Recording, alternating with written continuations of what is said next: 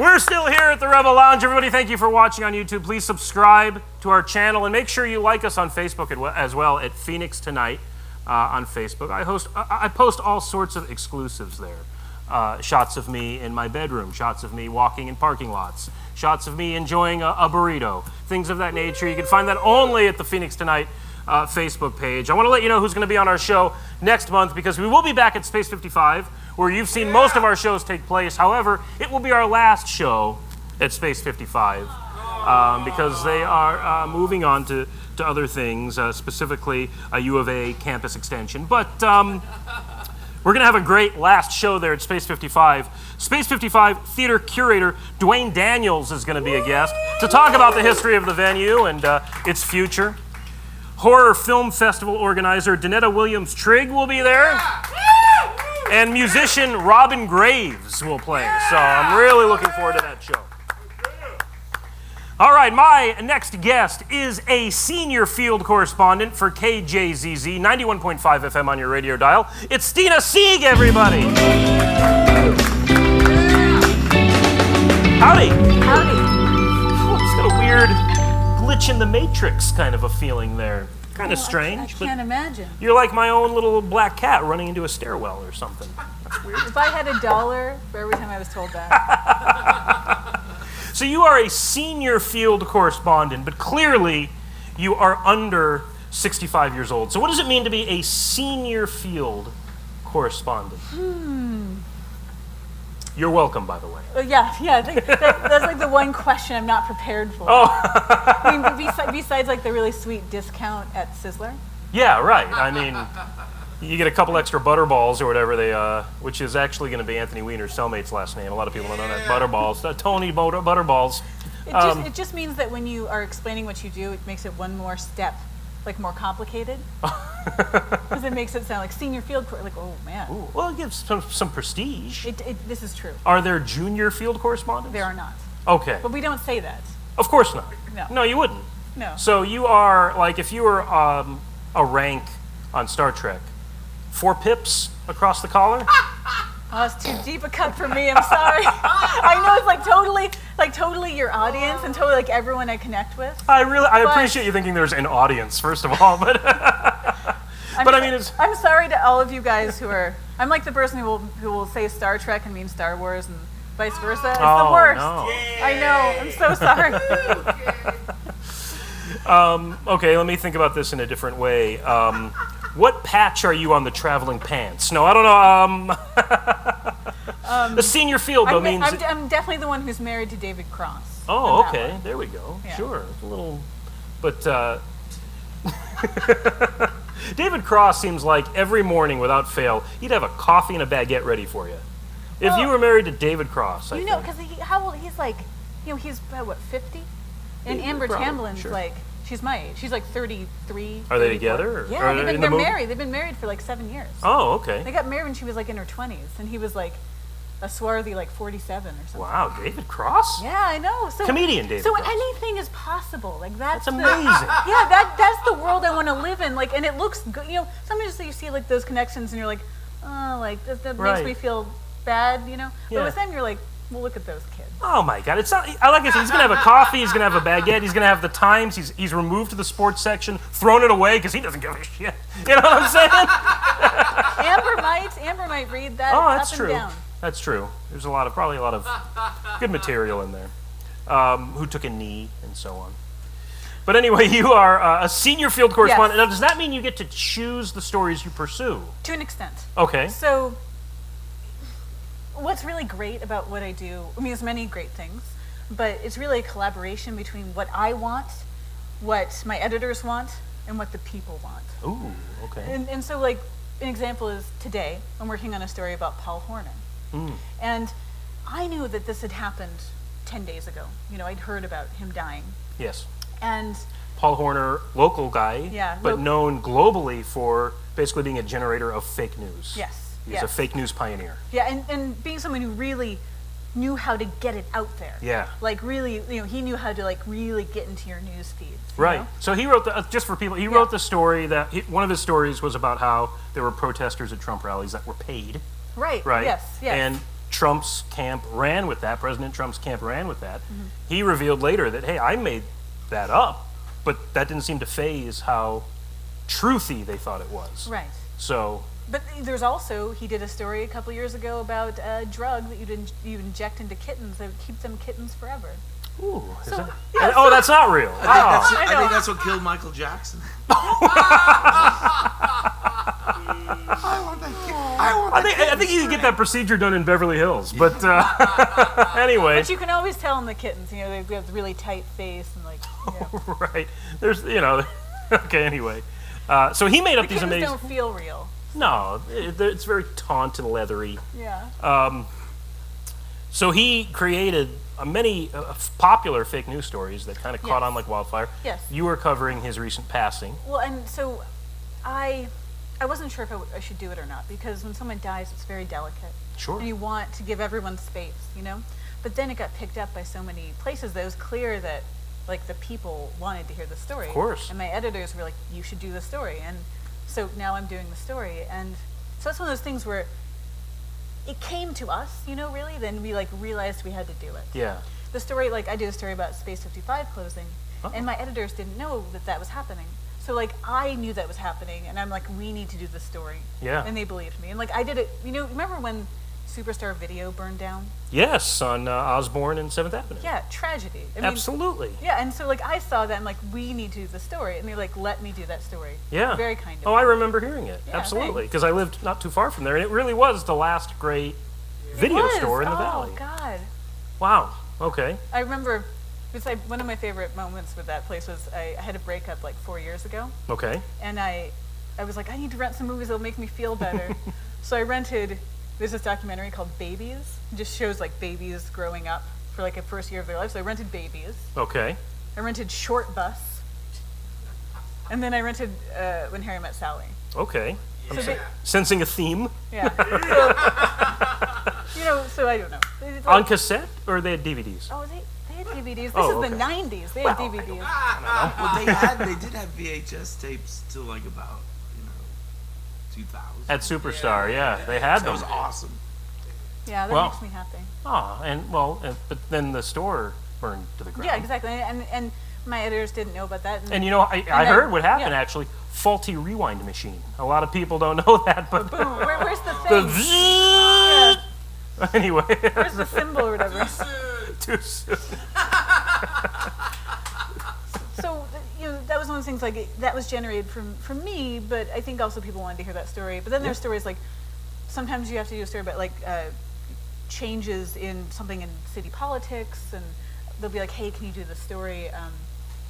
It's just always different. Yeah, yeah. And sometimes and one of my editors saw this story about, when deer, shed their antlers every year. And so, Okay.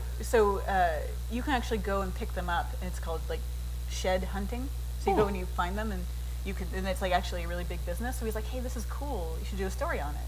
And so Yeah. I did, and then it ran on Here and Now and stuff. So Okay. it's they bring things to me sometimes.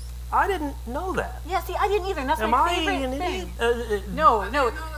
Deer antlers just plop off their heads. I did not know that either. I always, because I know it. You probably heard the story. That's how you... But then, why do people even hunt deer then? You could just go pick up their antlers, for crying out loud. They are delicious. yeah, but, those antler burgers are not good. Oh, no, those aren't good. But, you do a little shaving, a little antler zest over... So every day is different for you. You don't know if you're going to cover somebody's passing or maybe a business's celebration of a certain thing, Yes. or the business burning down, or antler shedding. Every day is something different. That's really cool. Yeah, I mean, at its best, every day is different. Yeah. Yeah. And so when you were a young lady, were you thinking, I want to grow up and be a senior field correspondent? I am still a young lady. Well, I know that, but even younger. Wow. No, I didn't. I didn't ever think I would do this. Okay. I've been in journalism since I was 21. I worked at newspapers mostly. Which is young, by the way. Thank That's you. the time of your life I was referring to. That's when you're actually a young lady. Everything that just downhill. Well, right, you're a journalist now, so you're like a grizzled, you're smoking coffee and Yeah. you wear a hat and there's a card sticking out of it. Yeah, it's so true. Just down at the Denny's near our work, just at 2 p.m., just Oh, yeah. kicking back. 2 a.m. They're just, the system's corrupt, but I can't tell them. I got to be objective. Listen here, Ben. I don't know. But no, so you were 21. I didn't, so I just, I didn't know this is what I wanted to do. But I worked at a newspaper when I was 21, just like kind of, I don't know, I guess I was almost like an intern. Okay. It was in the town where I went to college, this hippie town in Northern California. Okay. And after I graduated, I was like super lost, as you do, as I think Sure. is customary. Yeah. I was like, what have I done that I really liked? Like, I was like, I liked working at that newspaper. So I was living in Portland, Oregon. Okay. And I decided I'm going to move somewhere where it's sunny, because this place is not. Mm-hmm. And I wrote every single newspaper in the state of New Mexico asking if they'd give me a job. Every single newspaper in the state Yeah, of New I Mexico. might have missed like a couple in like Clovis. How many can there be? There were a lot. There were like, I feel like there were about 30. Wow, really? Yeah. Okay. And so 2 wrote me back. And- 2 in New Mexico wrote you back. Yeah. They're kicking themselves now watching this, by the way. If they even have Wi-Fi in their buildings, for crying out loud. Is it The Truth and Consequences? Consequences? Is that the name of the paper? That would be delightful. That's an awesome name for a paper. Yeah, it would. I wish they were all that, Sure. like juicy. All's well in Roswell. Times. You need to write them. But the sad thing is, of course, they're all closed now. So. Of course. So there's really a business opportunity. What's going on around town? The Areola Times. Come on. Keeping you abreast of the news since 1993. Okay. Thank you. That's where it ends. So what brought you then to Arizona from there? Well, I worked in newspapers across the country for about Okay. 8 years, and I was most recently in North Carolina, in a little town, and I got this part-time job where I'd worked my 40 hours a week at the paper, which is really more like 50 hours a week, because that's just how it works, Sure, right? yeah. So, but then on Fridays, I would wake up at 2 a.m., go drive 90 miles east to a radio station where I'd do 2 hours of morning edition, hosting it. Oh, wow. Okay. Yeah, and so I got really into that, and from there, I think because of that, it was mixed in with my newspaper stuff, I was able to somehow magically get this job here. Get the job here. Yeah. Well, that's awesome. That's a Yeah. great journey. That's very cool. Thanks.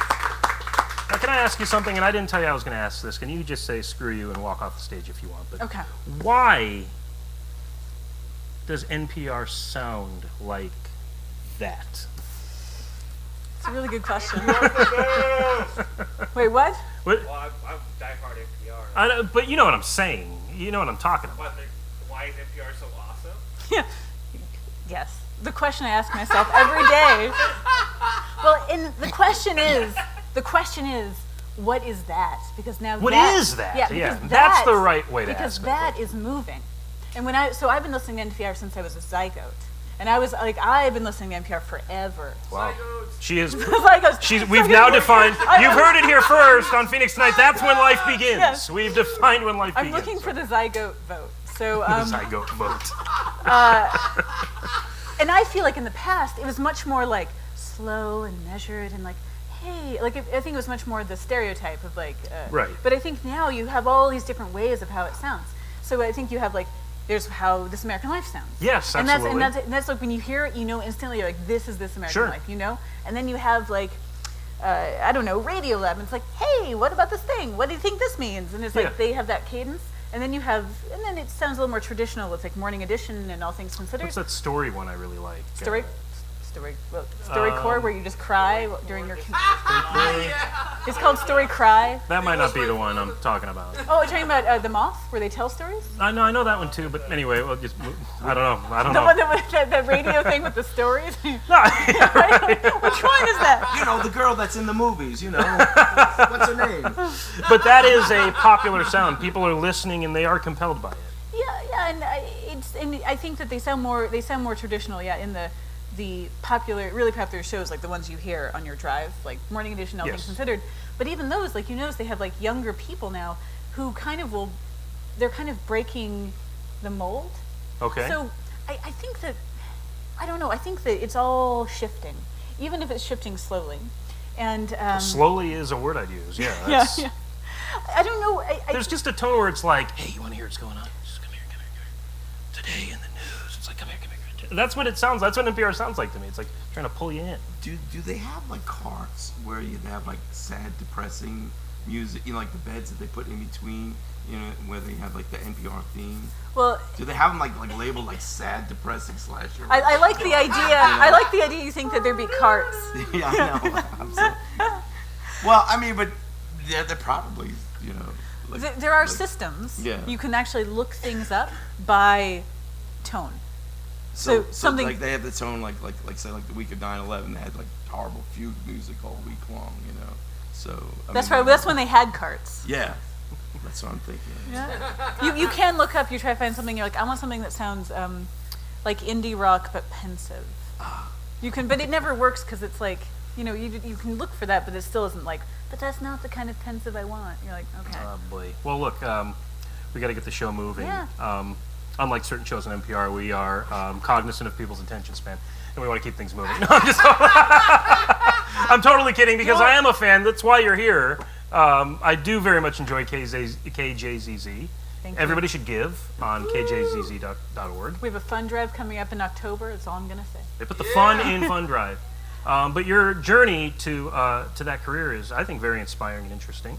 Thank you. And I'd love to have you come back and talk about some more hot topics, if that's okay, sometime in the future. Sounds good. And felt weird not to ask you any questions, but I guess that's the job this The time. tables are turned. Very cool. Stina Sieg, everybody.